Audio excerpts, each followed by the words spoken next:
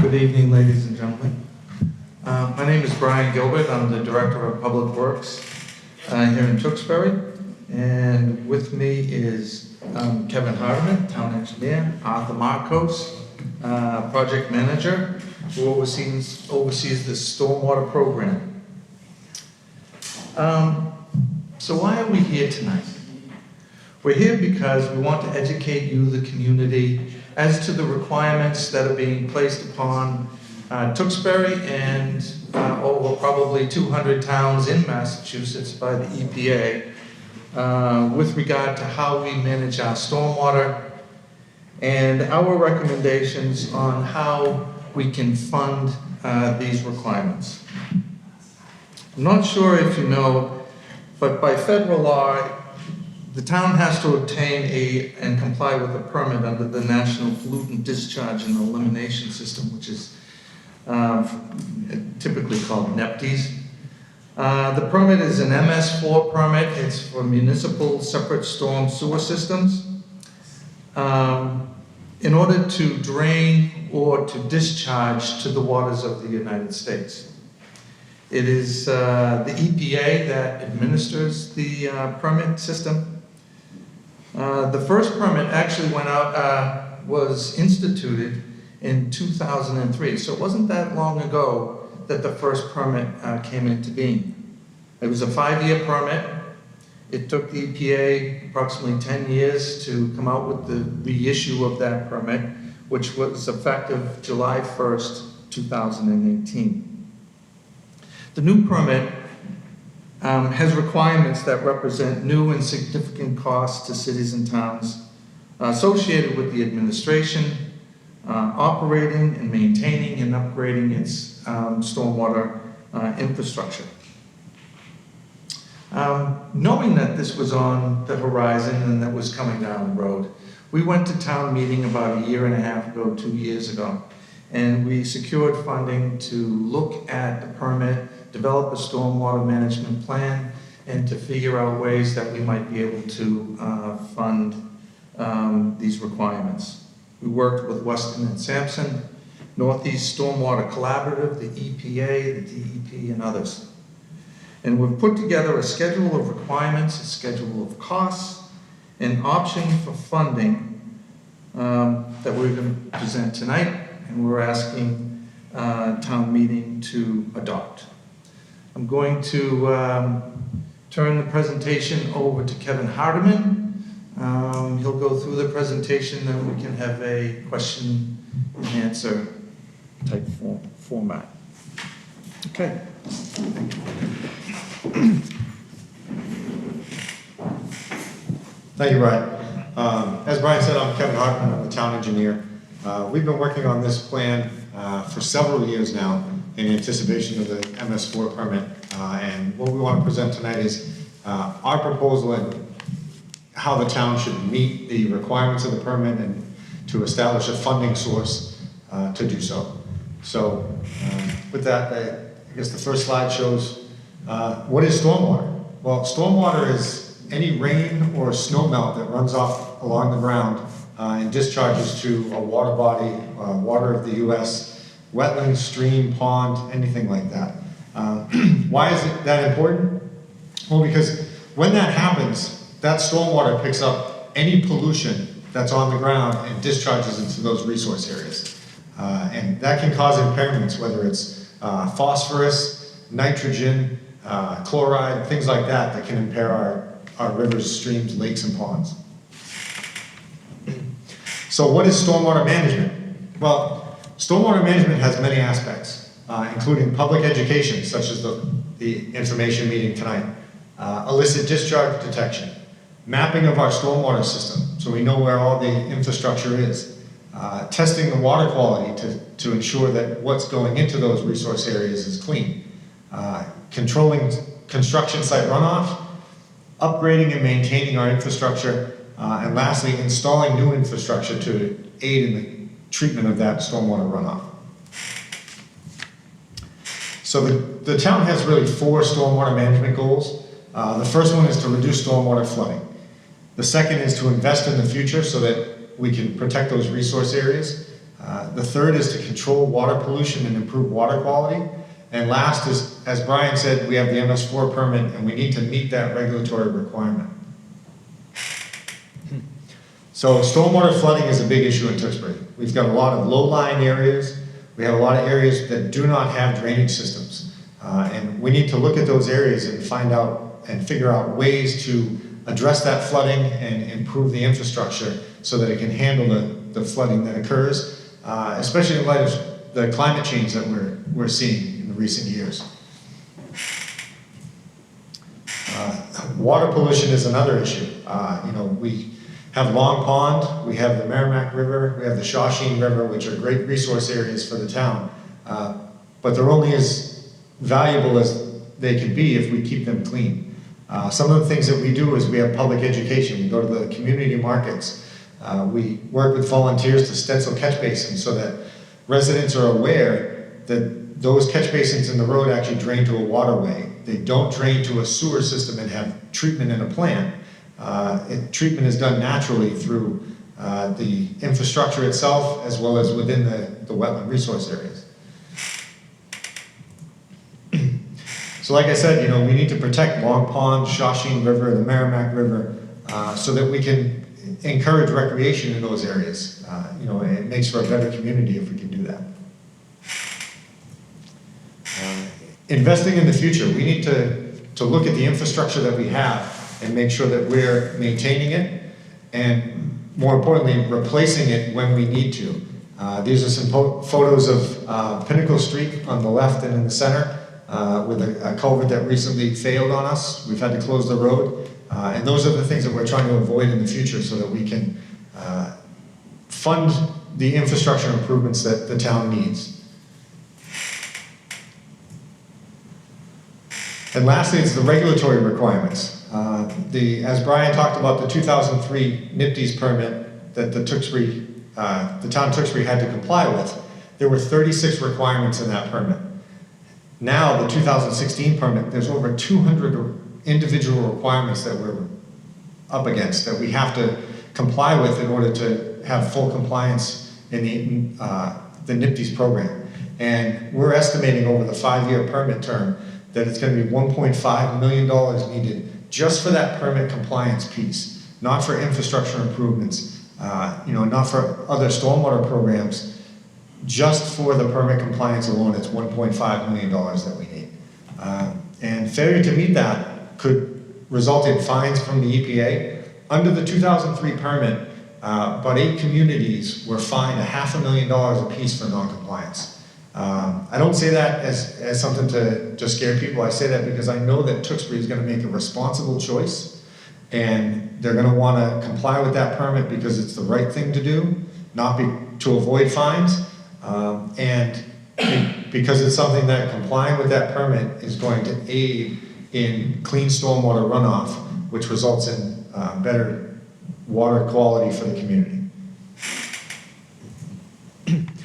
So here's a slide that shows our average annual budgetary needs for a stormwater management program in the town.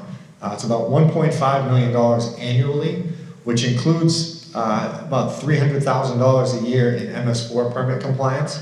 But additionally, it includes drainage improvements, culvert replacement, and an O&M program that is desperately needed in town. So the question comes up is, how do you fund that? How do you finance that stormwater program at $1.5 million a year? So it can be done with the general fund through property taxes. It can be done using state transportation funds, which is Chapter 90. It can be done through grants. And those are the 3 things that we currently use. What we're seeing is grants are becoming more and more competitive. With over 250 communities vying for these funds to comply with the permit, the chances of Tewksbury being able to rely on those grant funds are becoming less and less every day. State transportation funds. Currently we use approximately half of our Chapter 90 funding, which is over $400,000 of that $900,000, strictly for stormwater and drainage projects. We need to find a reliable funding source that we can count on so that Chapter 90 funding can be used for its intended purpose, which was to repave roads and install sidewalks. So what are our future options? Well, we could increase taxes or use a larger percent of the general fund to fund the stormwater program. But increasing taxes is never a popular choice. And if we use a larger percentage of the general fund, then we're just pulling funds away from other programs and other departments in town, which isn't our goal. We could take out loans or use bonds, but with that comes interest, so you're actually using more money than you're putting towards the program itself. So that's not really a viable choice. There's public and private partnerships, which are things that we try to do anytime there's a large development that comes in. We speak with those private developers and see how we can work together to make some infrastructure improvements focused around the developments. Like I said, we apply for grants, but those grants are becoming more and more competitive.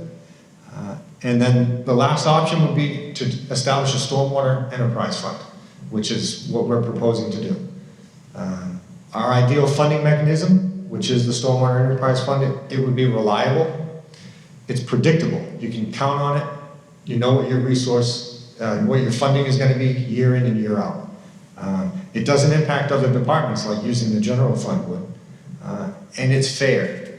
We're proposing a stormwater enterprise that is based off of your stormwater footprint, if you would. It's based off of the impervious area from your site. The more impervious area you have, the more stormwater you generate. Therefore, we're connecting impervious area to the enterprise fund. So this is a list of other Massachusetts municipalities that have established stormwater enterprise funds. And there's many more that are exploring this option, including some surrounding communities. You can see Chelmsford is on there. Westford is not on there, but they've gone after it. Reading is on the list. It's probably the first community in Massachusetts to establish a stormwater enterprise, under the 2003 permit. So well over 15 years ago, they started this process. They've been very successful in doing that. So the steps that we're taking in order to establish a stormwater enterprise started with determining what the budgetary needs are. And that includes looking at our O&M costs, the permit compliance, and the infrastructure improvements we need to make. We came up with a 5-year capital plan, laid everything out, and that's where we come up with that $1.5 million annually over the next 5 years. The second thing we did is we looked at how we can connect the stormwater fee to the users, or what stormwater they generate. So we did a comparison and an analysis of almost 400 parcels in town to look at their impervious area to see what we can do and how to connect the impervious surface to that fee based on their land type. Then we looked at rate structures. How do we look at single-family home versus large-scale commercial and anything in between? And then the last thing step 4 now, we're on to stakeholder meetings. We've met with the Board of Selectmen. We've had a couple meetings at the Senior Center, and now we're looking at continuing that and getting that message out about the importance of the stormwater enterprise. Lastly, we're going to go to town meeting on October 1st with a warrant article to hopefully get passed and establish that stormwater enterprise. So I talk about connecting impervious area to stormwater runoff. And how do you do that? Well, you look at parking lots, rooftops, patios, sidewalks. Like I said earlier, the more impervious area you have, the more runoff you're going to have. Therefore, that fee should be linked to that impervious area. So when we did our analysis, we looked at establishing what's called an equivalent residential unit. What is the average impervious footprint for a residential parcel in the town of Tewksbury? Like I said, we looked at almost 400 parcels, measured the impervious area, and came up with our equivalent residential unit, which was 4,359 square feet, which is approximately 1/10 of an acre. So when we fold that into the fee structure, we have residential parcels, which we're going to propose at a flat fee, and then commercial and large-scale residential, which are 4 units or greater, would be based on their impervious area. So every residential parcel, 1 family, 2 family, 3 family, would have a flat fee.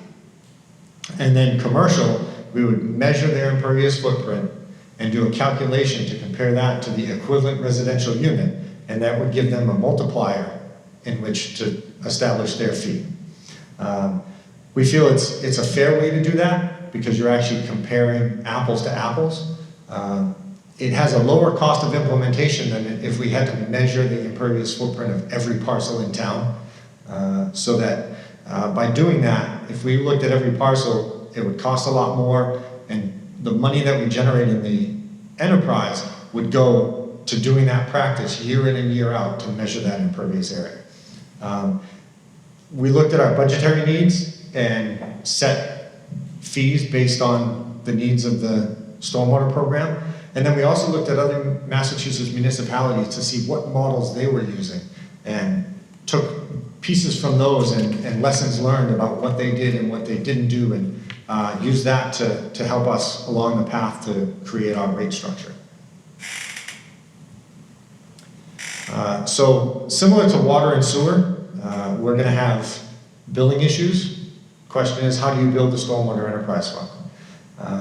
There'll be abatements under the program, and then we're also going to look at possibly implementing credits down the road for facilities that install stormwater management BMPs that go above and beyond what's required under the permits today.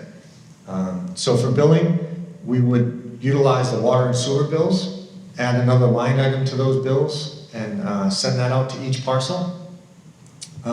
Properties that don't have water and sewer would have to receive a new bill, a separate bill. Abatements would be similar to water and sewer. If a large-scale commercial or residential property had a dispute on what their impervious footprint was, they'd go through an abatement process and we'd investigate that. And like I said, we're considering implementing credits down the road. It's not something that we're putting in the program right now. But once we get a program established, then we would look at how to implement credits to promote people to do more, go above and beyond what's the minimum requirements are, so that we can improve stormwater quality. So looking at the fee and the rate structure, if we were to set the fee at $30 for that ERU, $30 per household for 1, 2, and 3 family residential, and then the calculation of your ERU for your larger commercial and large-scale residential properties, a $30 fee would generate about $480,000 a year, which would fund about 1/3 of our budget that we need for the year. So you can see the gray piece of the pie down there would be our enterprise fund, but we'd still have to rely on grants, the general fund, and Chapter 90 in order to fulfill our program and complete the tasks that we have outlined in our stormwater management plan. So, like I said, the estimated cost for small residential is $30 a year, which is about $2.50 a month. Commercial and large-scale residential would be based on that $30 per ERU, so the calculation that would be involved, and we'll get into an example of that. So assuming you have a commercial property with 8,718 square feet of impervious area, you divide that by your equivalent residential unit, and you come out with 2 equivalent residential units for that property. At $30 per year per ERU, the stormwater fee for that property would be $60 per year.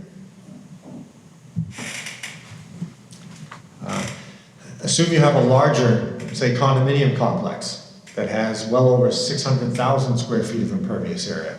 You follow that same calculation, come up with almost 142 ERUs. And then add that $30 per ERU rate, that site would be approximately $4,200 for a stormwater fee for the year. And we would bill that individual parcel, condo association for condominiums. If it's a large residential property, maybe the property management, the owner of that property would get billed that rate. So our projected revenue based on the $30 rate and the fee structure that we have and the ERU that we have calculated, the small residential compared to the large residential and commercial, they're about equal, 235,000 to 245,000. So again, it gets back to that fairness. You know, where do we place the burden on this? And as you can see, it's spread across all land use types. So this is a chart showing what if we set the rate at $45 per household. We'd generate $720,000. We'd fund half of our program. So we could find the other funding from the general fund and grants. We'd shift the Chapter 90 funding out of the stormwater program and use that to focus on its original intent, which is roadway resurfacing and sidewalks. We paved 7 roads this year. If we were able to establish an enterprise fund like this and remove the need to use Chapter 90 funding, we could easily double the amount of roads we could pave every year. You know, 2 to 3 miles of roads would get paved every year. We have about 160 miles of roadway in town, so it's a step in the right direction. And this last chart shows if we set the rate at $45 per household, we'd raise about $1.2 million, which would give us 80 to 100% of the funding that we need for the stormwater management program. We'd rely less on grants, much less on the general fund, and that general fund money would be able to go to other departments and programs in the town. So with that, we have one more stormwater funding presentation on September 30th. The vote of town meeting is October 1st. And we'll open it up to questions, comments, concerns anyone has. Thank you. Yes, if I may. Yeah, we have a microphone here because we're recording the meeting. Hi, Joe Gill. What do we get for $1.2 million?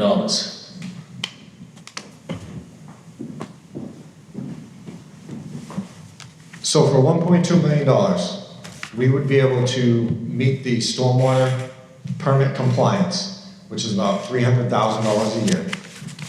We put close to another $300,000 towards culvert replacements in town, which you know, we've got over 120 culverts, and many of them were installed long before I was born. So it's time for those to be replaced. Additionally, we'll have stormwater improvements that we're going to do. We're looking at areas such as, we did Beach Street previously, earlier this summer. We did stormwater improvements up there where the roadway flooded. We had to put in catch basins, drain manholes, piping, get it down to a low area so that that road didn't flood anymore. And you know, projects like that cost $100,000 to $150,000 each. So we'll be able to do 1 to 2 of those a year. In addition to that, we'll have operation and maintenance, which is required under the stormwater permit. We'll be able to sweep the streets more often, clean the catch basins more often, and more importantly, clean the drain manholes and the pipes, which never get cleaned at this point, unless there's an issue. So by implementing the stormwater funding and getting that $1.2 million, we'll not only be able to meet the permit compliance, but we're going to be doing a lot more infrastructure improvements and maintenance that the system direly needs. Now, that fee structure that you set up, you realize that if it's a fee, it's not deductible by the taxpayers. Yes, we do. And if we don't get grants and other funding, that $30 per ERU, or whatever the heck it's called, will increase, so the taxpayers will have to pick that up, correct? Right, we haven't set the fees yet, but the structure for setting those fees would be that they would go to the Board of Selectmen for approval, and like the water and sewer enterprises, it would have to go to town meeting to vote on that budget. I'm not sure I quite understand why we need an enterprise fund. Is this going to be a forever budgetary item every year from now until eternity? Yes, it will. And whether the enterprise fund is established or not, this funding is needed for the program for permit compliance. So if we don't establish it in its own enterprise fund, the DPW is going to have to go to the general fund for additional funding for that permit compliance. And does this mean we're gonna hire more employees Not at this time, no. in the future? It depends on what the needs of the community are at that I point. mean, these are things that the taxpayers need to know before they accept something that's gonna be going on for many, many years. We do not plan to hire more staff for this particular reason. I will say that the DPW, especially Highway Forestry Division, is underfunded to begin with. So at some point in the future, you know, I'll certainly be asking for more staff, but not necessarily for this issue. Right. What, does this impact the salting of the streets in the wintertime and also the fertilization that the people use in their lawns? It does. As a matter of fact, part of the compliance is we have to come up with a salt management plan for winter operations. Shouldn't we know that before we vote on it? We're going to have to What do we're it. gonna do, you know, what is the impact on the community? Are we gonna have less salt on the streets? Are we gonna require a permit to put fertilizer on your lawn? No, we would not be requiring those things. We would be, part of the permit, there's a requirement for us to educate the community, not only contractors, but homeowners in terms of fertilizer and how that impacts the rivers and streams, and ways in which you can get that same nutrient requirement other than just putting down fertilizers, step 1, 2, 3, 4. And what has been outlined this evening is the best case or worst case scenario as far as funding goes? I think Well, both. yeah, I mean, as far as the enterprise fund goes, you know, the $30 per ERU, the $30 flat fee for residential is not the worst case scenario. I mean, I think the worst case scenario is to not establish this enterprise fund and have to rely on the general fund and Chapter 90 and, you know, try to find grant funding to support our program. Best case scenario is establishment of that stormwater enterprise, you know, with a fee around $75 per year. So we can create a dedicated funding source for our stormwater program because, you know, as we talked about earlier, the EPA permit initially came out in 2003. The second permit came out in 2016. And that's a 5-year permit. Might take EPA another, you know, 5 years after that to get a new permit in place, but these EPA permits are not going away. You know, the town is going to have to comply with these for the foreseeable future. So it's important that we find a funding source that we can implement and make sure that we have funding to comply with that permit moving forward. Since it isn't a mandate, mandates usually require funding by the people who are requesting the mandate. This is an unfunded mandate. Well, It's federal. okay. I knew the answer. Just trying to get it all out. Now, my final thing is this huge crowd's going to have more issues they want to address. When I first read this online, there were many different fees structured, and we're not seeing that this evening.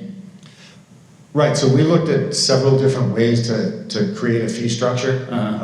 You know, based on, like I said earlier, calculating the square footage of every parcel in town so that, you know, you're charging a smaller residential home less than a larger residential home with a tennis court, things like that. But for simplicity in this presentation, we've boiled it down to what we feel is the most fair, the most equitable, and the most efficient way of establishing that rate structure. Okay, thank you. You know this is not going to be popular at town meeting. It's already erupted on the internet. I have nothing further. Thank you. Thank you.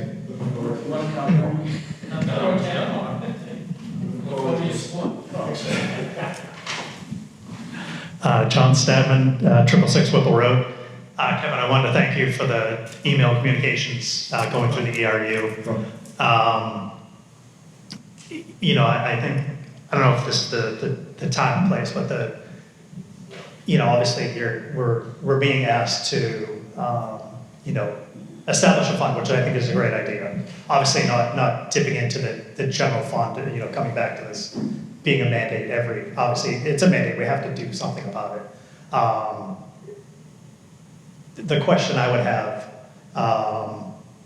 you know, there's a swing of plus or minus $1 million in the general fund, if I read the pie chart, correct? You know, if we're gonna dig into and being asked to do that, I mean, what is the impact in Tewksbury? That probably ask Mr. Montori, you know, what would be an impact of, you know, if we go with the low fee, you know, $35 and spare somebody a cup of coffee a month. I mean, that's what it comes down to. What's the impact in Tewksbury on that $1 million? Let me take a shot at this one. If we were to go with the lower fee, you would barely make compliance. No, that's what I'm saying. Okay. You know, if we have to come up and start digging into the general fund in order to come up with it to the stormwater, and then, you know, come forth to Richard and say, look, I need another $1 million from you, and not burn the taxpayer a cup of Dunkin' Donuts coffee. So the $35 versus the $75 a year, you know, if the selectmen do decide to set the $35 versus the $75. So, you know, I'm not trying to put him on the spot. I'm just trying to ask for, you know, if worst case scenario, we said, look, we agree on the stormwater, but we highly do not want to pay the $75.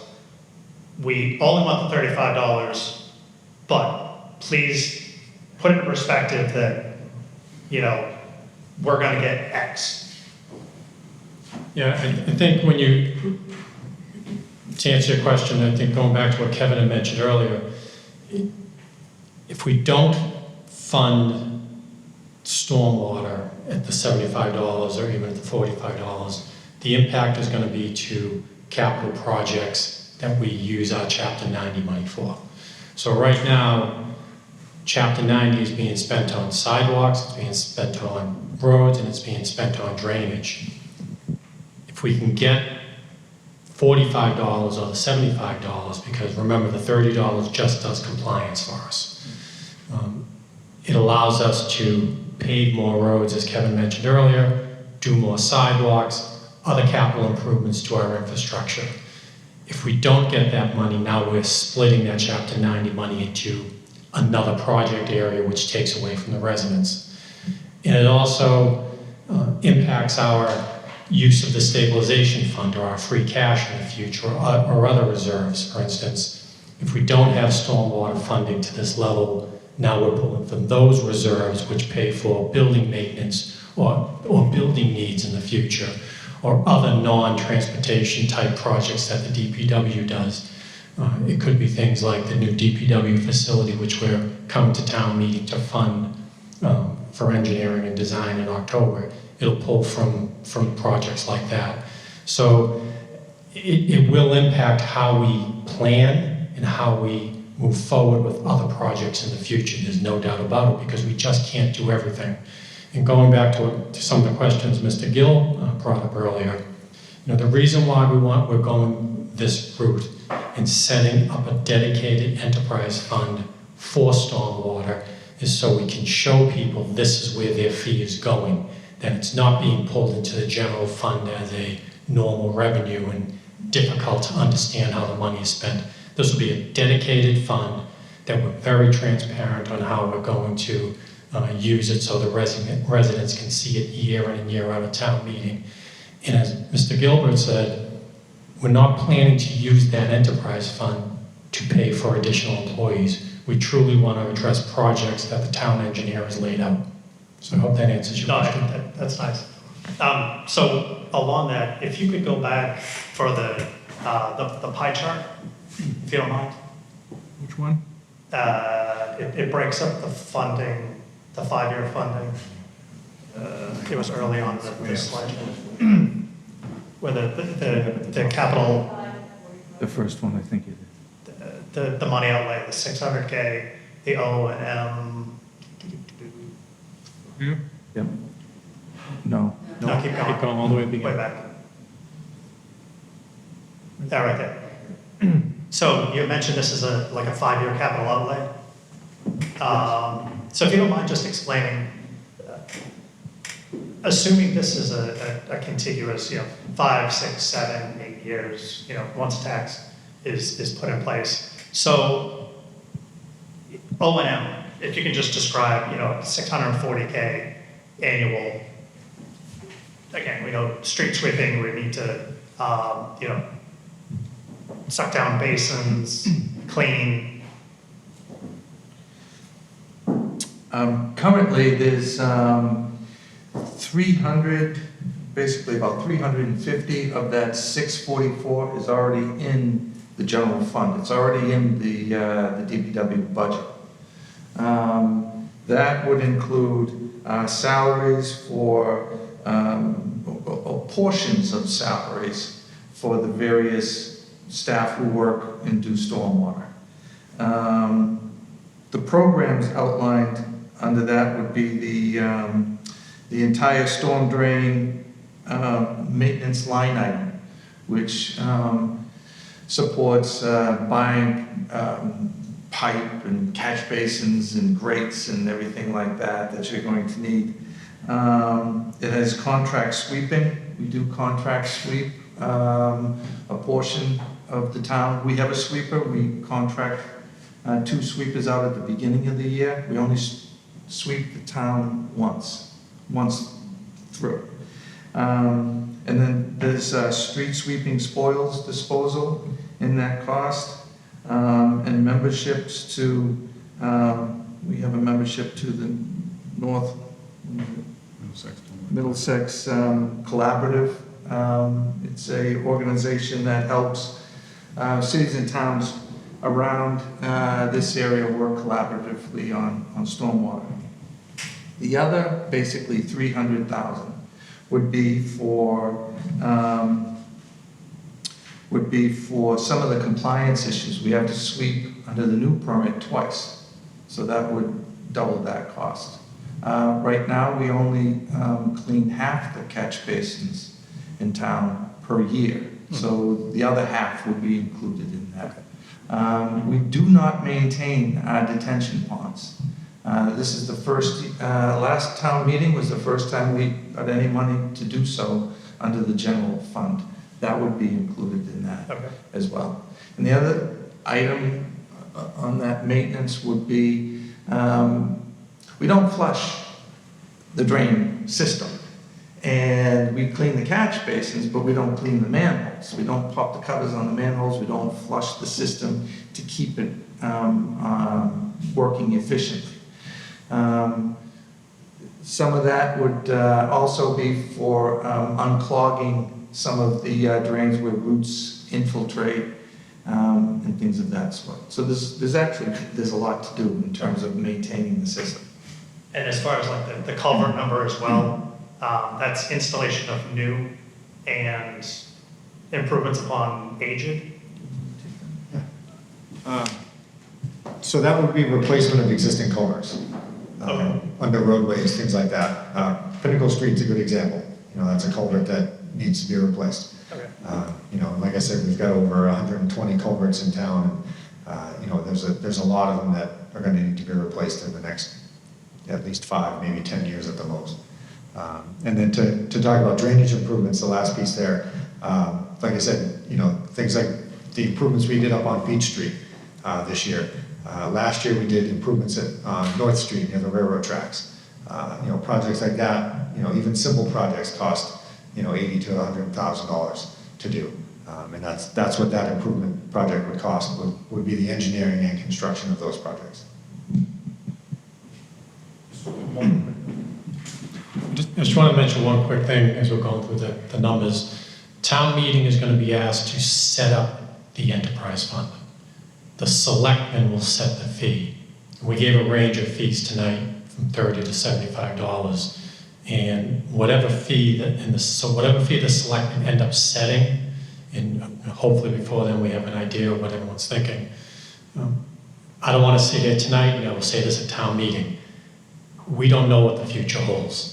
And we're not going to guarantee that 75 is the last and only fee that, or the maximum of the fee. Things can change, so I just want to make sure I stress that.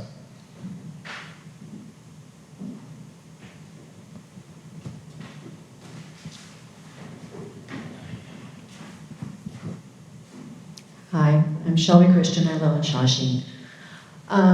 So looking at that annual budgetary need of 1.52, at 75, you're already short.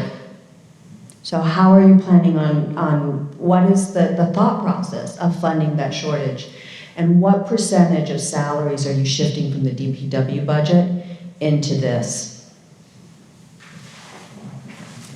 And when I say salaries, I'm assuming you're including everything, the healthcare and everything that goes with No. a person's cost. We would not be shifting.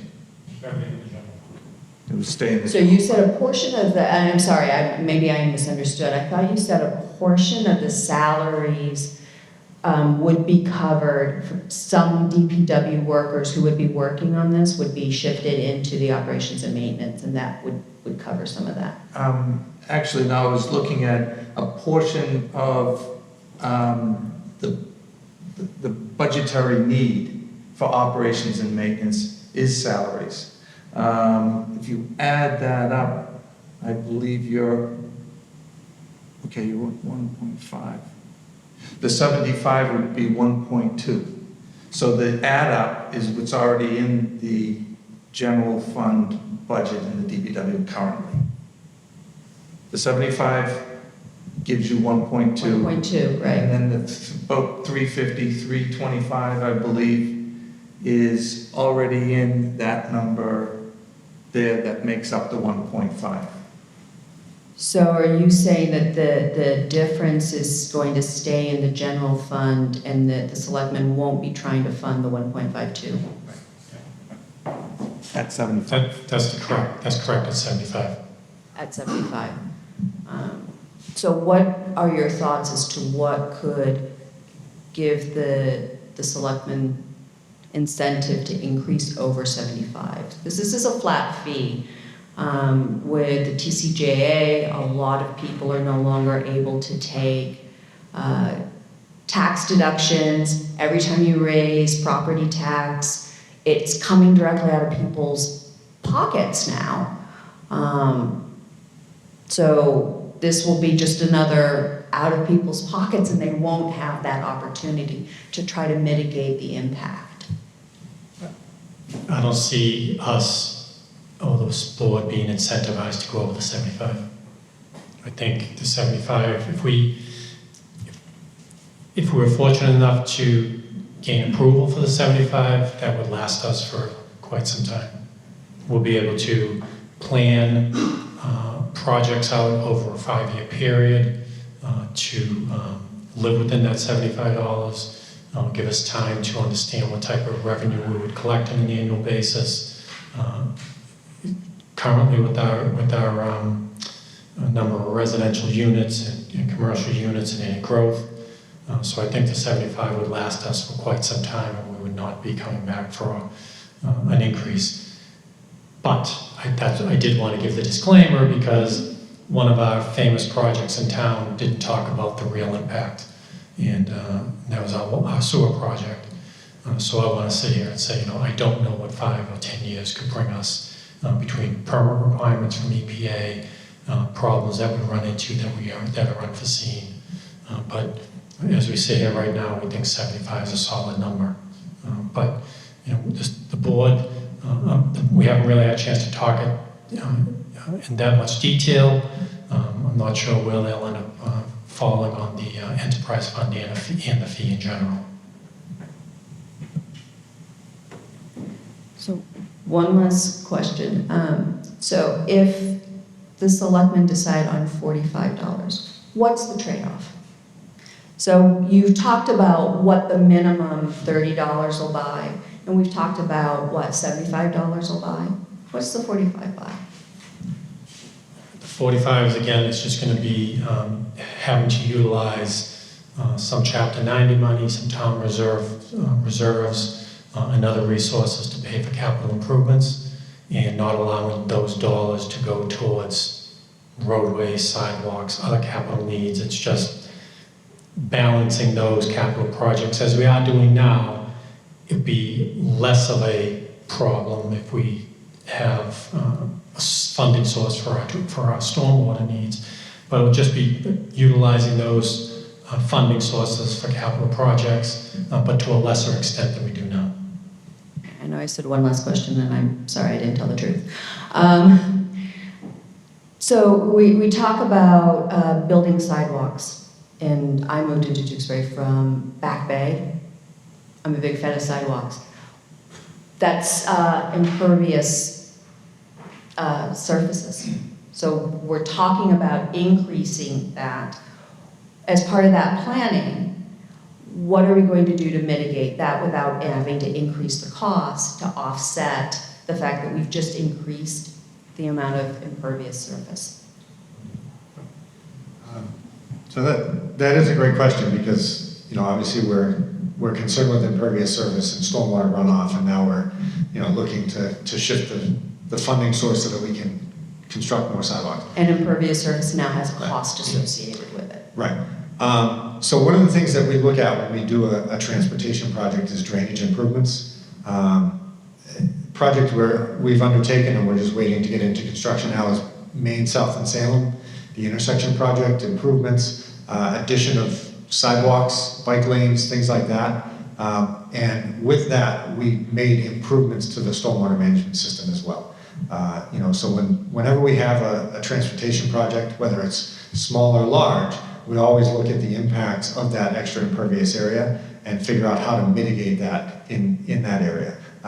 Some recent examples, River Road, project was done out there, and we put in underground chambers to address the increase in impervious areas. So, you know, those are things that we always look at, because, you know, we don't want to be saying we're looking to reduce flooding, you know, we're trying to pave the world on the, you know, in the next breath. So those are things that we look at, and we, you know, we're cognizant of it, and we always try to implement stormwater practices in all of our transportation projects.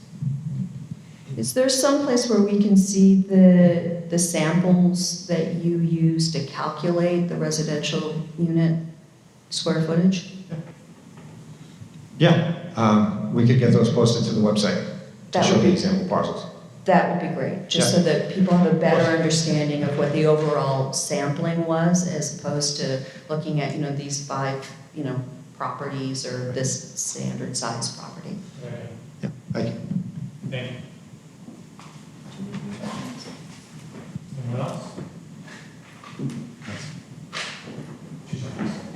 Oh. Thank you. Thank you very much. Thank you very much. Thank you. Appreciate you coming out.